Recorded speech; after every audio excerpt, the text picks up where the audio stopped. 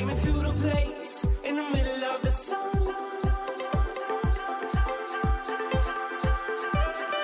And we'll sing this song, sing it one by one. What's going on, guys? Hey, thanks so much for joining in to today's show where we interviewed Sabrina Coronin. And Sabrina is a family law attorney and founder and managing partner of the Coronin Law Firm. She's been running her own full-service law firm for the last decade and is now expanding her work into the realm of family coaching. And her work aims to provide families navigating the waters of separation, divorce, and co-parenting with a roadmap that they likely would not have otherwise. And Sabrina, through her work, obviously has a unique perspective of people, individuals, couples in conflict or in not. You know, she helps with prenuptial agreements, and we get into that. So we're excited to talk to Sabrina about these things through her perspective. And as I said, we talk about prenups. We talk about how to talk about those. That's a tricky conversation. We talk about expectations in the relationship, especially before getting married, communication, compromise, respect, and blended families. So Sarah and I really enjoyed this conversation, and we hope you guys too. And at the very end, Sabrina did mention one area that she recommends couples really looking into to understand their partner, and that is the 5 love languages. And we talk about it often on the show, but sometimes I feel like we don't talk about it enough because it's so important. And we actually created a whole lesson on understanding the 5 love languages with your partner. And that's in our course, sparkmyrelationship.com.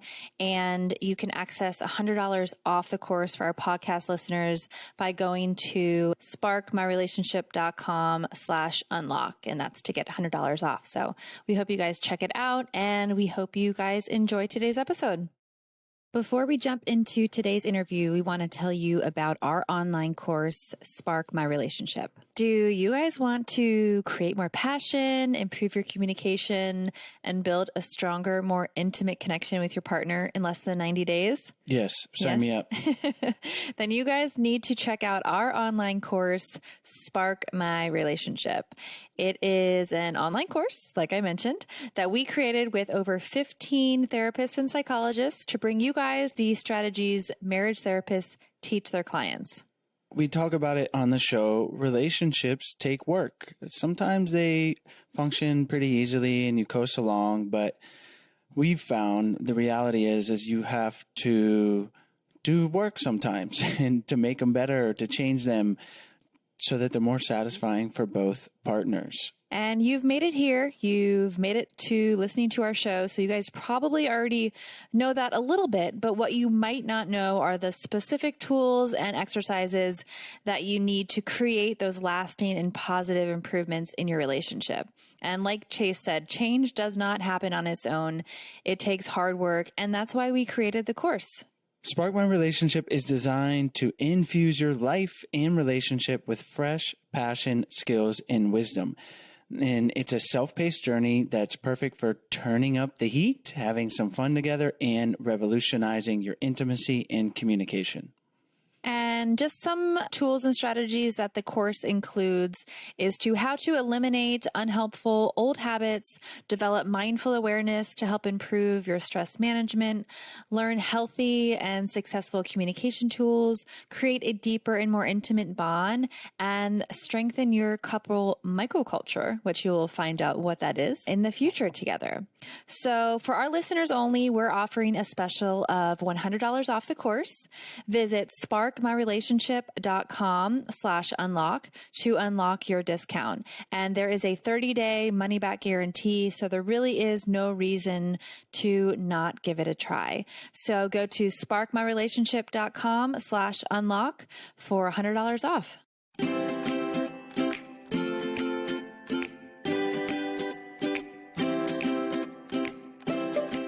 Hi, Sabrina. Thank you so much for joining us on the show today. Thanks so much for having me. I really appreciate it.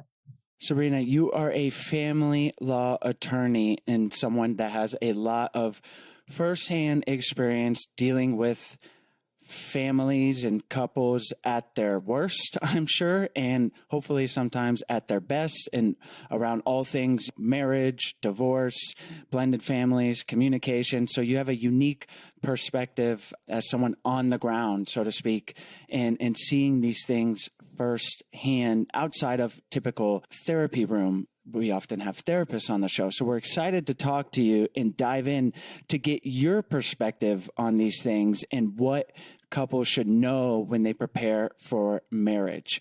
So let's start with having you tell us and our listeners what you think is maybe one of the more important things or frameworks to think about as a couple is preparing to get married, or even thinking about popping the question maybe. Well, Chase and Sarah, thanks again for having me today. And yes, I have seen my fair share of successful relationships, as well as those that are not so successful. I've seen people at their absolute worst. And in my experience as an attorney dealing with a lot of different types of couples and people, whether it's, newlyweds or long-term relationships, whether it's blended families or, same-sex marriages, it's all the same in that it's very important that both people have similar expectations. And I find that in relationships, when one person has an expectation that either is not conveyed appropriately or communicated effectively, then they're believing one thing and perhaps receiving another. And in my opinion, that's when couples and their status as, lovers or, interested parties or whatever it is, start to disintegrate. And communication is key, and not being afraid to express your expectations is very, very significant and crucial to the long-term sustainability of that relationship. When we're most disappointed is when our expectations are not met. So, of course, if we have a certain expectation for how the marriage is going to look and it's not going that way, we can have conflict. But it's like, how do you expect your partner to know if you haven't shared it with them? So can you give some maybe real life examples that you've seen, or ways that people can think about just understanding what their expectations are, if they're even realistic, and then sharing them with their partner? Sure. Well, it's interesting because when people are in love, really at the early stage of the relationship, all the butterflies and the feelings of, just that complete euphoria. Some people say that that's not necessary to have that feeling. Some people choose love based on a more secure feeling, or that deep-seated, that deep-rooted love that maybe perhaps developed first as a friendship, and then those other feelings grew. Whatever format your relationship initially took, it's very important that as your relationship moves on in time, that the two of you learn how to communicate with one another in ways that the other person can effectively hear you. And it's also important that you're not afraid to express whatever it is that you're thinking or feeling, and not to make assumptions that the other person will just go along. For instance, you hear a lot of times that a woman tries to change a man, or, when they're dating, if there's something that the man does that the woman is not, too fond of, but she thinks, oh, well, I love him, I'm so in love, it'll change after we get married. Or,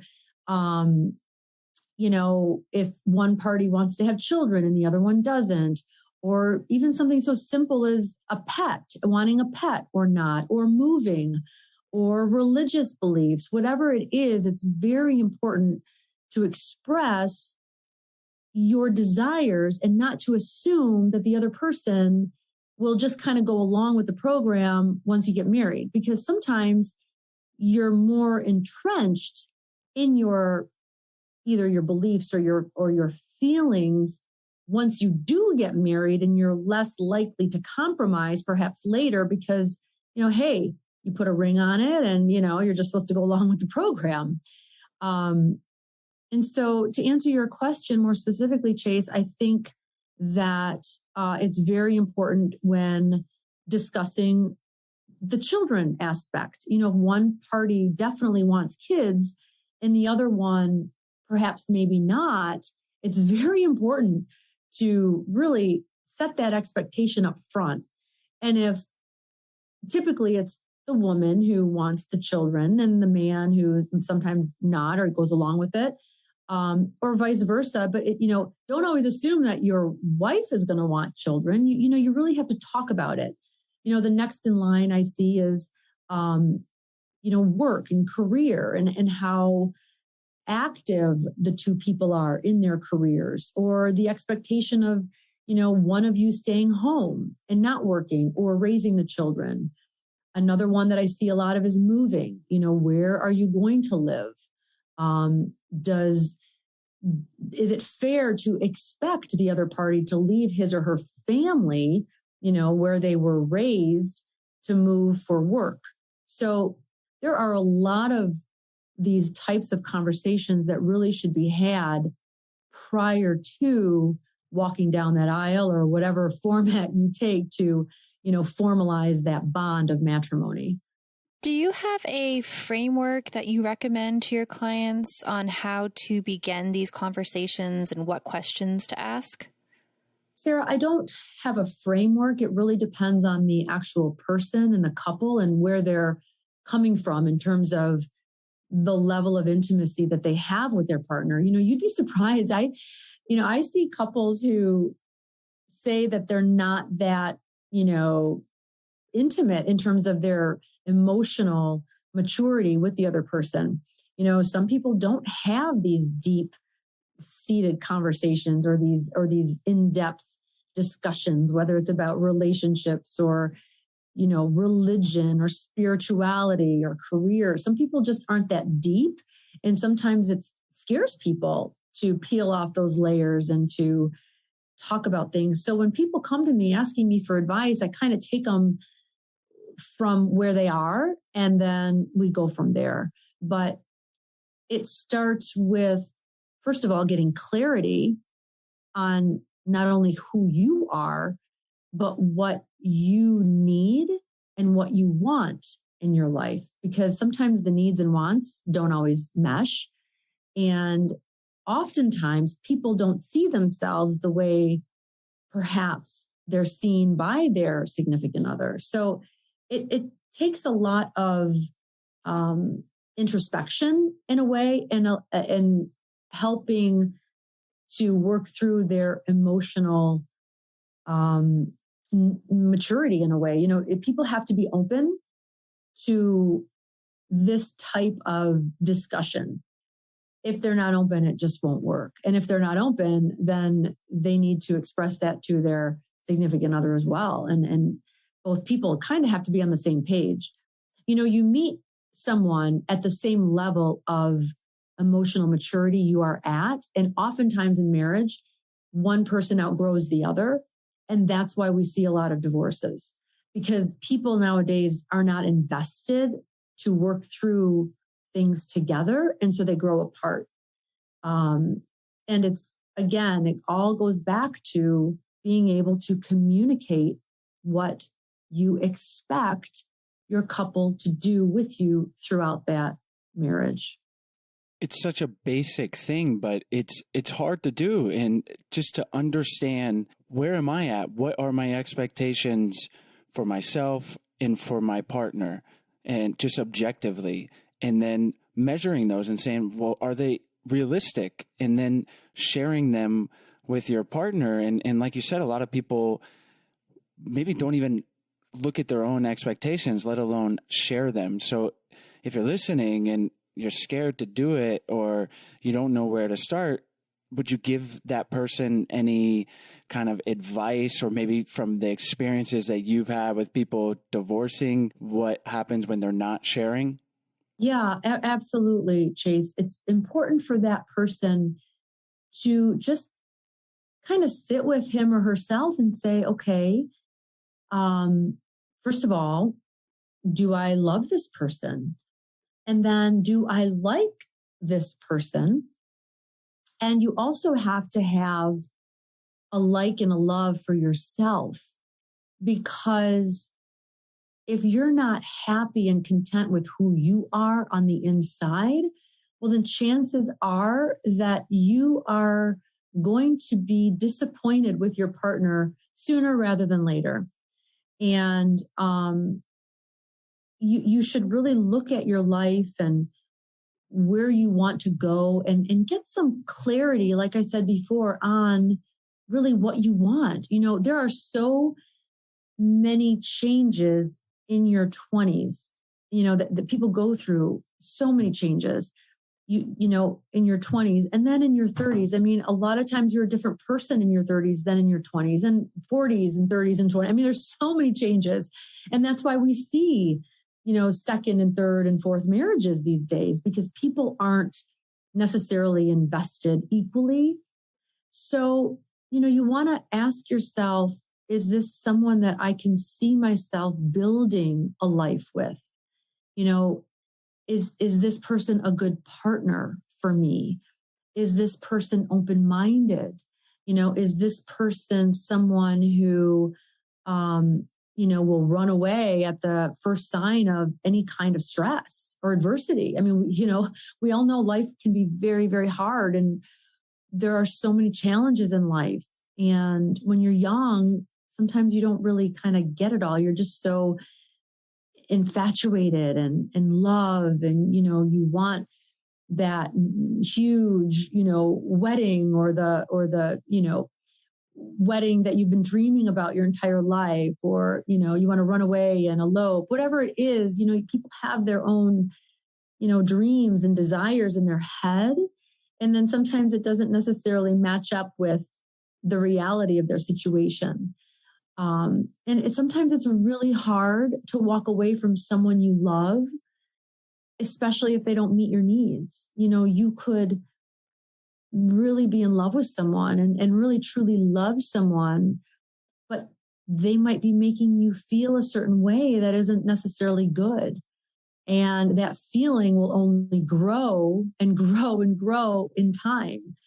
And then there's really no hope. So it's really getting clear on you and yourself as a person, and doing the hard work that takes to peel off those onion layers.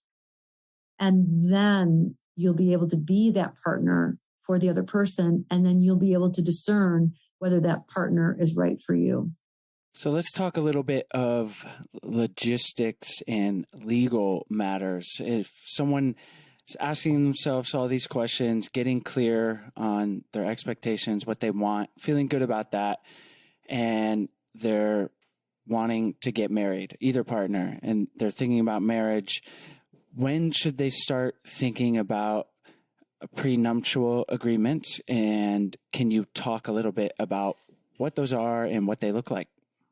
Well, prenuptials, you know, for those of you who don't know, are really contractual agreements that two people enter into prior to marriage. And you can always do it after a marriage. They're called postnuptials, but they're typically not done as frequently. They're often done, you know, prior to a separation or divorce. But a prenuptial agreement is something that usually one party wants over the other, and it's usually the party that has the majority of the assets, or has the potential of making a lot more money, whether it's from a business or an inheritance, or, you know, something, you know, like a patent or a trademark that perhaps isn't, you know, fully developed yet. But it's definitely a bone of contention in many relationships that I see. And usually it's a deal breaker. It doesn't have to be. And, you know, I find that, again, people have to just be open to hearing the other person's perspective because, it's like anything else in life. We have to be able to put ourselves in the other person's shoes to really be empathetic, to understanding why and, why they want something or for what reason. And once you hear the other person's perspective, you have a little more understanding and sympathy, perhaps, in terms of why this should be done. Maybe it's family pressure, maybe it's a second marriage and, the first one just botched all the finances. There are a lot of reasons. And, it takes that open dialogue and that honesty. What I see often is when the person who was asked to sign the prenup and was essentially forced, or so he or she says later, many states uphold prenuptial agreements, especially if the other person went into it, willfully with knowledge, within another attorney's advice. And unless it's completely egregious or one-sided, they're usually upheld. It's like a contract. And down the road, when they're looking at divorce and they're staring at it in the face and they're looking at this prenup, like, oh my gosh, I've had 3 children with this person and I'm not getting anything. We've been married for 10, 15, 20 years or longer. And I'm walking away with such little spousal support, such little marital assets. You have to make sure you're counseled very, very, very well by a competent attorney prior to entering and signing anything of that nature. Before we continue on, we want to tell you about today's sponsors. Today's episode is brought to you by BetterHelp.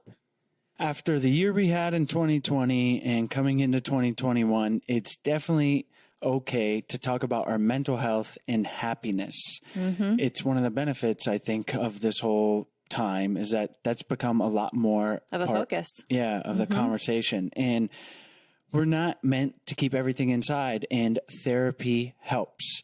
And we've talked about therapy on the show, but you still might be asking, what is it exactly? Well, it's really whatever you want it to be. Maybe you're struggling in your relationship, or maybe you're super happy, but want to be proactive in your relationship and understand some tools that you might need in the future. Or maybe you just feel overwhelmed with life and need someone to talk to.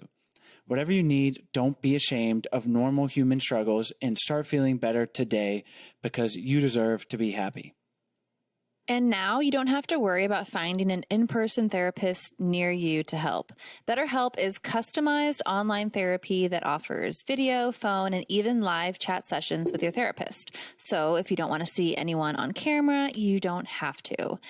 It's much more affordable than in-person therapy, and you can start communicating with your therapist in under 48 hours. Join the millions of people who are seeing what therapy is really all about. This podcast is sponsored by BetterHelp, and our listeners get 10% off their first month at betterhelp.com/ido. That's BetterHelp, HELP.com/ido. Today's episode is brought to you by Real Paper. Real Paper is bamboo toilet paper that does good and also feels good and is conveniently delivered to your door. Real Paper is made of 100% bamboo, making it the most sustainable, eco-friendly toilet paper on the market.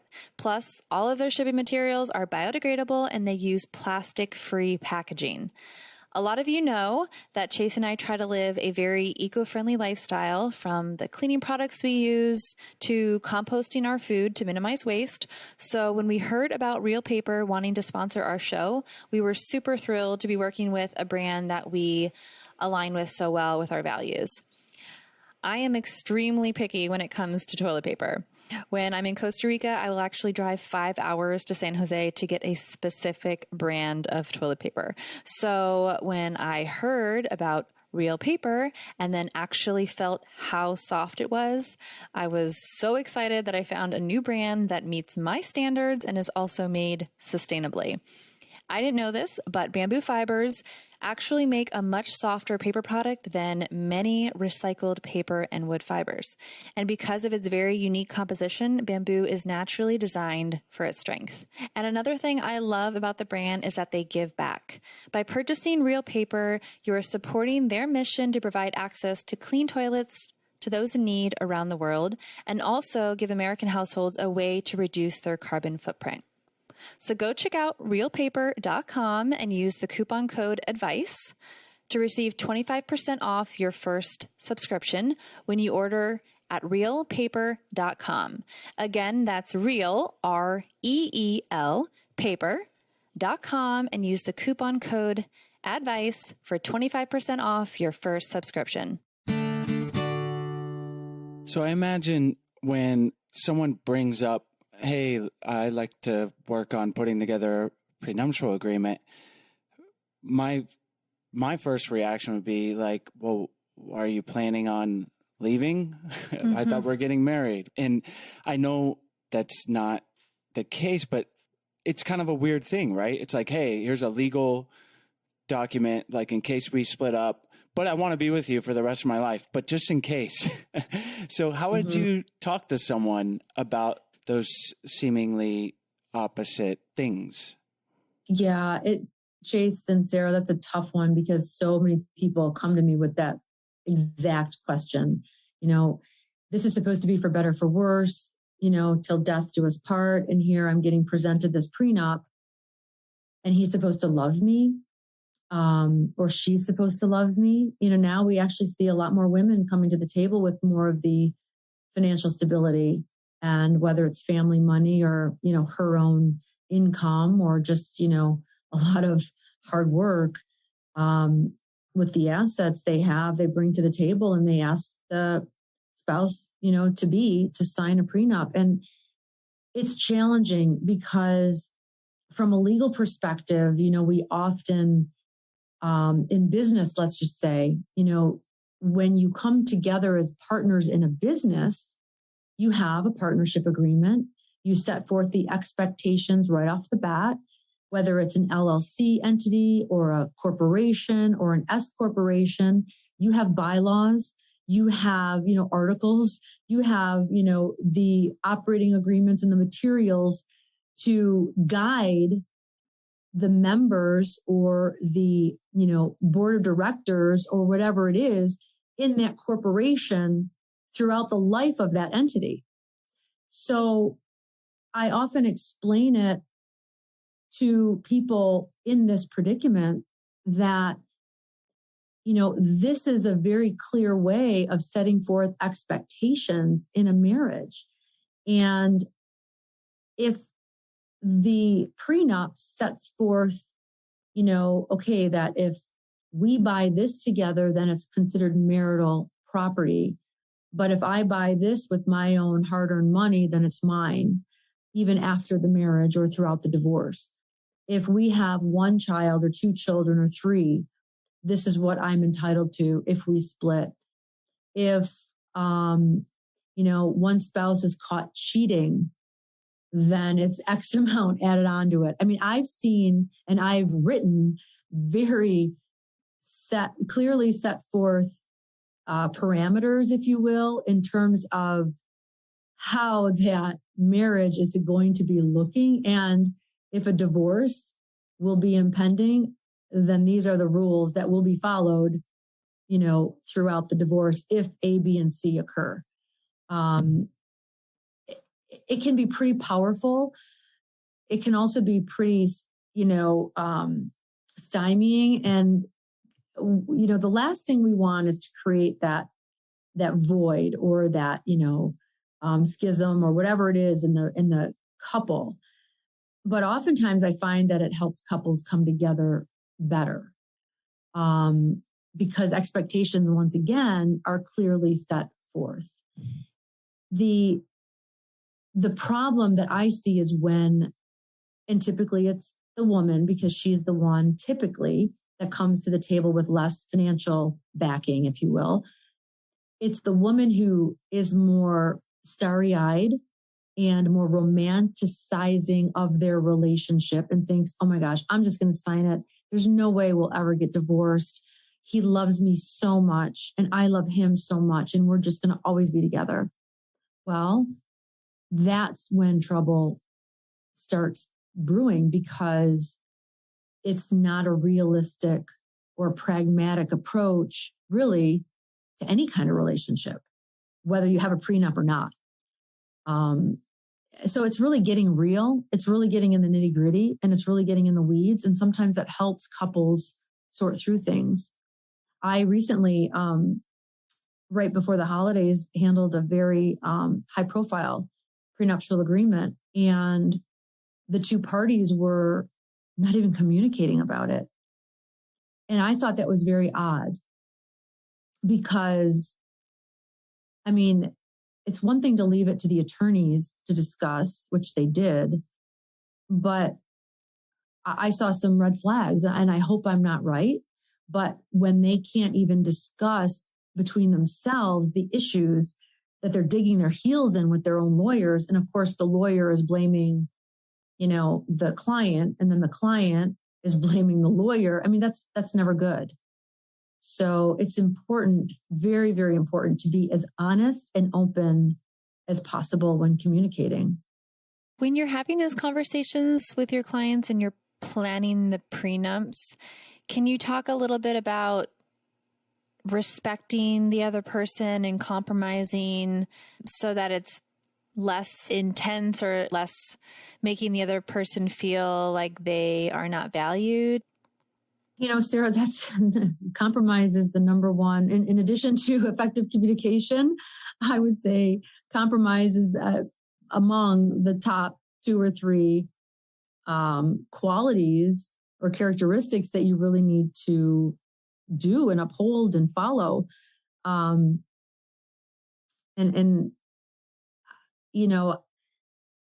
Couples, again, sometimes get so bullheaded and they don't want to compromise.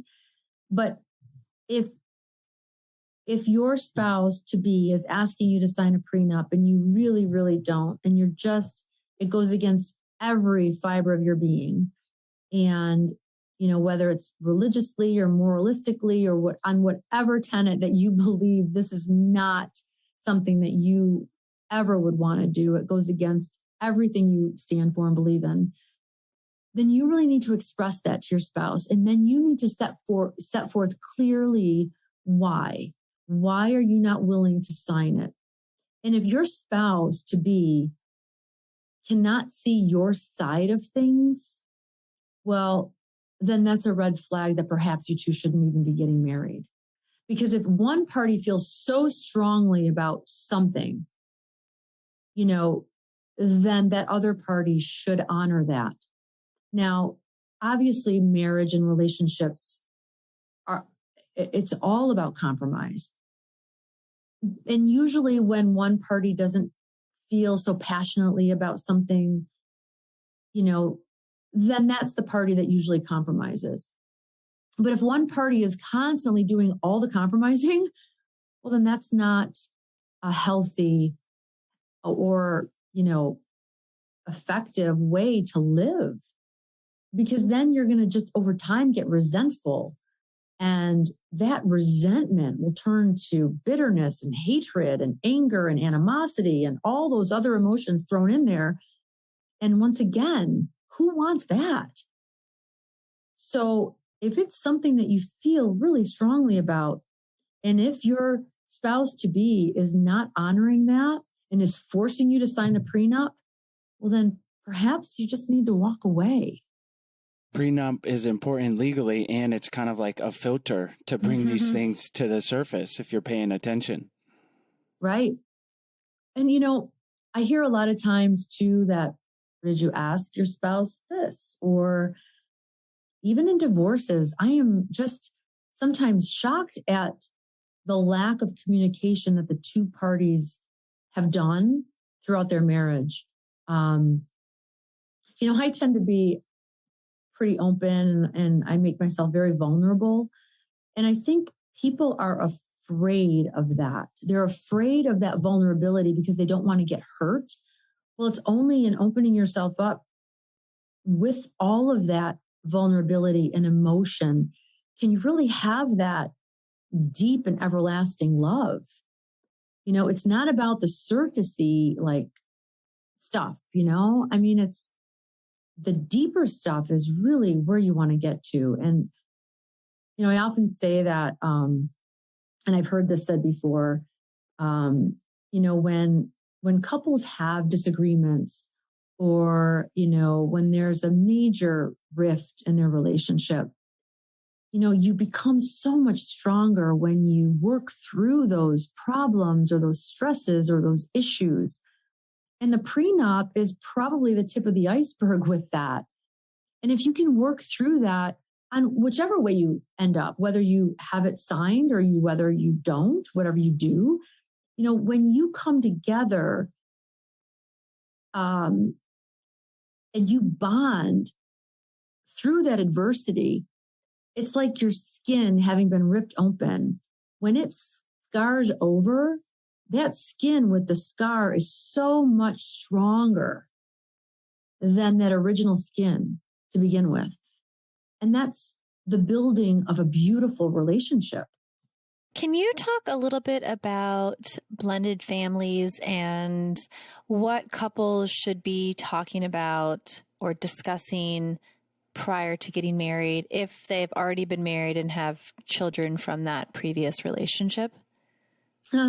Well, this is one that I see a lot also, typically with second marriages, when, one or both parties, have children, they are once again, starry-eyed or blissful, and they don't realize how much work it is going to take to make the children feel comfortable and safe and, or of equal footing. And it ends up putting so much stress on the parents in addition to the children. So it's very important that the parties, before they get married, have time to cultivate the family dynamic, and whether all the children are at home or maybe one's at school, away in college, but those living under the same roof should be treated the same. If, they're sharing rooms, well, then it's very important that the one parent doesn't favor his children over her children and vice versa. All the children should be seen as equals, and they should all be treated the same way. And the discipline style should be the same. What I often see is when there's a blended family, that one parent disciplines his or her children differently than the other. And it should be very, very seamless. And the love should be across the board. Oftentimes you see so much resentment in the children, but over time, if that love is there, they'll settle in and they'll feel more comfortable. Again, it's the same, kind of level of intimacy that we're working our families with and through. That blended feeling of belonging it's very important. And patience and understanding, because children are children and they need to see the love and to feel the love. It's, in my opinion, love is a verb, and parents can't be lazy when it comes to showing love to their children. And I don't care if it's a stepchild or their natural born child. It's all one and the same, and it should be. If they're marrying that person with children, then they're marrying their children. You said that you see the kids building up resentment sometimes. Why is that happening, and how can that be mitigated? Well, when they're treated differently, that resentment builds when that child feels that he or she is getting treated differently from the other child or children, or they're showing favoritism. I see it a lot too with perhaps extracurricular activities or school. Let's just say one child goes to one school and the other goes to another. It's very important that whatever dynamic is involved, whether it's, the private school or the public school or whatever, that the children are a part of those discussions, that you have family discussions, age appropriately, of course, in terms of, again, here I go with expectations, communicating, this is going to be our new family. And I know this will be difficult in the beginning. But, we are all trying to get along and be one. And I want you to express to me what it is that you're feeling, how you feel. Have that open dialogue with those children. And even one-on-one time, I always recommend that one-on-one time between the parents and the children. And it doesn't necessarily have to be with your own child. It should be with the stepchild. And there is going to be some uncomfortable times. There will probably be some pushback.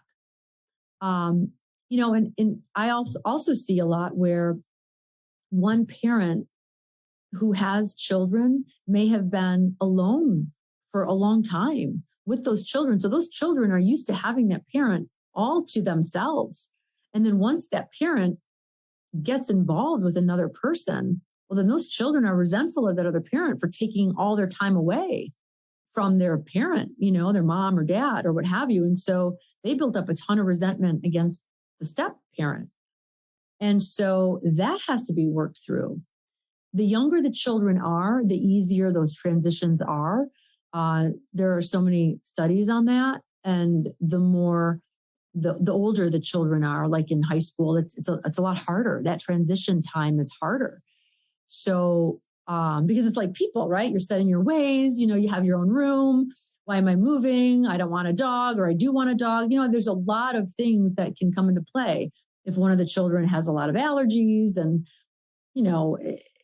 doesn't like their friends, or, is the younger step sibling and bothering all the older kids all the time. I mean, it's like anything else. It's like an adult. Picture yourself going into an office with all these new strange people, that you have to share this community space with. Adults have the same issues. You got to put yourself in the shoes of your children and stepchildren to really kind of see and sense what they may or may not be feeling. And just be patient once again, and show as much love. You're going to get a ton of pushback, and maybe you won't, but I see more pushback more often than not. But just remember, this too shall pass, and just be patient and loving and kind. And it starts from the top. It's like leadership in any organization or even in government, right? Everything starts from the top. If the parents show the love and show the respect and the communication and show that level of really cooperation and compromise, well, then the children over time will start to feel that energy, and that energy will permeate throughout the whole house. It's not going to happen overnight, but it will happen eventually if you maintain those strong levels of commitment to that end, peace and love and understanding. And again, love is a verb. That is a great place to end this conversation and leave that statement with our listeners. It is a verb and it requires action. So thank you for all the great actionable tips that you've given us today, Sabrina. Before we wrap up, are there any things that we maybe skipped over or that you want to emphasize before we say goodbye?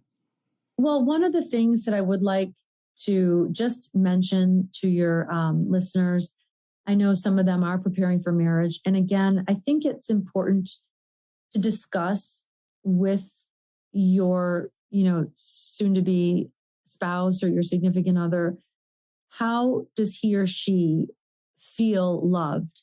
We all feel loved differently. And, a great book by Gary Chapman is The 5 Love Languages. I highly recommend reading that book, understanding what it is that makes you tick, because what makes you tick isn't necessarily the way your soon-to-be spouse feels love.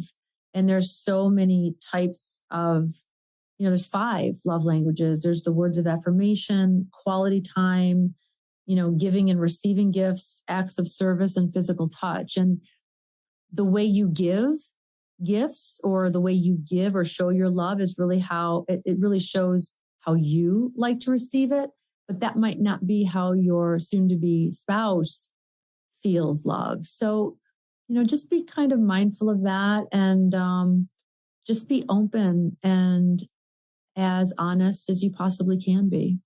Well, we love that. The 5 languages is, we talk about it a lot on the show. It's very important in a relationship. We actually have a whole lesson on the 5 love languages in our online course. So thank you for leaving us with that note. And then can you tell our listeners where they can find more information about you online? Absolutely. Right now, I have my own page on the Cronin Law Firm page, and it's croninlawfirm.com. And I'm also doing a new series beginning March 16th on 3 different topics. There's empowerment and a couples resolution and co-parenting. So if you're interested, please check that out. They're Tuesdays, and one of the workshops is on Thursdays, but I'd love to have anyone and everyone there. And if you're looking for one-on-one coaching, you can find me there as well.